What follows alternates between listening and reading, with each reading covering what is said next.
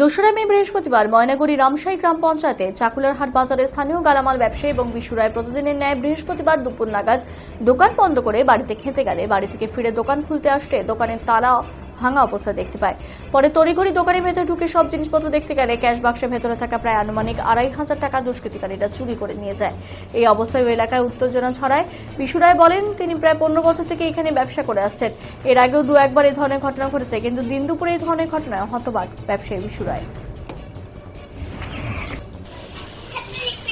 না, আপনার নাম কি? বিশুরে। কি হয়েছে আপনার দোকান আজকে? আজকে আমরা তো একটার সময় দোকান বন্ধ করে আমরা বাড়ি গেছি, বাড়ি থেকে এসে দেখি তালা খোলা।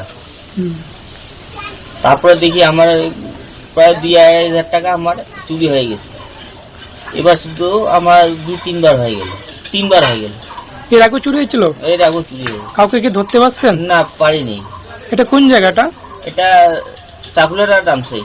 চাকুলারাম। এখানে কতদিন ধরে দোকান করতেছেন আপনি? এখানে ১৫-১৬ বছর থেকে ধরে করতেছি।